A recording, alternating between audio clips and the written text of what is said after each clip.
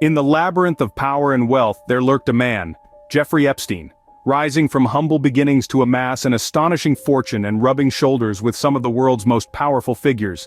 His life was a whirlwind of private jets, luxurious estates, and a private island, a testament to his enormous wealth and influence. However, beneath this glamorous facade, darker realities loomed. Epstein's life was marred by allegations of trafficking, exploitation, and sexual abuse, casting a shadow over his glittering world. His connections to influential figures and subsequent death in a prison cell only added to the controversy, turning him into a figure of intrigue and speculation. But to understand the man that was Jeffrey Epstein, we must first delve into his origins. Born on January 20, 1953 in Brooklyn, New York, Epstein's life was far from extraordinary in its inception. The son of a New York City Parks Department employee, Epstein was raised in a modest family, living a life that was in stark contrast to the extravagance he would later become known for. His journey into the world of finance began in the classrooms of Lafayette High School, where he excelled in mathematics and physics. After high school, Epstein attended Cooper Union, a prestigious college in New York, where he continued to impress his professors with his mathematical prowess. However, he never graduated, instead opting to take a job as a physics and mathematics teacher at the Dalton School, an elite private institution. Epstein's transition from education to finance happened quite unexpectedly. He was noticed by Alan Greenberg, the CEO of Bear Stearns, a leading investment bank at the time. Greenberg's children were students at Dalton, and Epstein's sharp intellect had not gone unnoticed. He was offered a job at Bear Stearns, an offer he readily accepted. Epstein quickly rose through the ranks, demonstrating a knack for finance that rivaled his mathematical skills. His tenacity and sharp intellect propelled him up the corporate ladder, and it wasn't long before he became a partner. But Epstein had bigger ambitions. He yearned for more than just a corner office at a prestigious firm. He wanted to call the shots, to steer his own course. And so, he decided to establish his own firm. This wasn't your run-of-the-mill investment firm though, as it catered only to the uber-wealthy. Epstein wasn't just rubbing elbows with the rich and powerful, he was managing their wealth. And with great wealth comes great connections. Epstein found himself in the company of high-profile individuals, from business tycoons to celebrities, from politicians to royalty. He was a regular at glitzy parties and private gatherings, his name often found on the guest list of exclusive events. Epstein was no longer just a financier. He had become a fixture in the world of the elite, but Epstein's story doesn't end with his rise to power. There was more to his life than the glitz and glamour of the high society he was a part of. Behind the scenes, Epstein was building more than just a financial empire. He was constructing a world of his own, a world that operated by his rules, a world that catered to his own dark desires. Epstein's private island was the epicenter of his clandestine operations.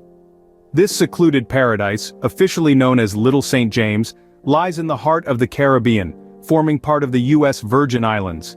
Epstein procured this 75-acre island around the turn of the millennium, creating a sanctuary where he could operate with impunity. It was here, in this corner of the world where the rule of law seemed to lose its grip, that Epstein allegedly orchestrated a large portion of his illicit activities. The island was not just Epstein's private refuge, but a magnet for the rich and powerful who were drawn into his web. High-profile individuals frequented Little St. James, their visits often shrouded in secrecy. The island's logbook reads like a who's who of the world's elite, a fact that has led to much speculation and controversy. But what truly transpired there behind the lush greenery and secluded villas? According to numerous allegations, Epstein's island was the setting for many of his most heinous crimes. It is said to have been the hub of a vast trafficking network where young girls were allegedly subjected to systemic abuse. These accusations sent shockwaves through the global community, bringing to light a sordid reality hidden beneath the island's idyllic facade. But as the sun set on this Caribbean paradise, the darkness of Epstein's deeds began to cast a long shadow. The island, once a symbol of Epstein's power and wealth, became a chilling monument to his alleged crimes. The secrets of Little St. James began to seep out, sparking an investigation that would shake the world. In 2005, the first accusations against Epstein surfaced, throwing his secretive world into the harsh light of public scrutiny. The whispers that had long circulated in hushed tones were now headlines. Allegations of sexual misconduct involving underage girls splashed across newspapers and TV screens, tainting Epstein's reputation. The law was closing in, and in 2006, Epstein found himself in handcuffs, facing serious charges that could see him behind bars for the rest of his life. But Epstein was not a man to go down without a fight. Armed with a team of high-powered lawyers, he battled the accusations in court. His legal team, known for their tenacity and ruthlessness, left no stone unturned in their quest to secure their client's freedom. The battle was fierce, and the world watched with bated breath as the courtroom drama unfolded. Epstein's friends and associates distanced themselves, and his once glittering social circle crumbled. His world was unraveling, with his secrets exposed for all to see. In 2008, Epstein struck a plea deal. He pleaded guilty to a single charge of soliciting prostitution from a minor, avoiding the most serious charges. He served just 13 months of an 18-month sentence, a controversial outcome that sparked outrage and calls for justice. Epstein walked free in 2009, but his reputation was in tatters. He was now a convicted sex offender, a pariah in the society he once dominated. Although free, the accusations continued, and in July 2019, Epstein was arrested once more on sexual abuse and trafficking charges. Denied bail and incarcerated, Epstein awaited his trial, but on August 10, 2019, Epstein was found dead in his jail cell, a death that triggered a wave of conspiracy theories. In a shocking turn of events, the man who had once held the world in his grip was no more. His death, ruled a suicide, was steeped in controversy. Questions arose, doubts were cast, and the whispers of conspiracy grew louder. Was it truly suicide, or was there something more sinister at play? The aftermath of Epstein's death was a storm of investigations and inquiries, but still many stories have still to be told. The whole truth is yet to come to light, and the world awaits the next revelation from Epstein's dark world.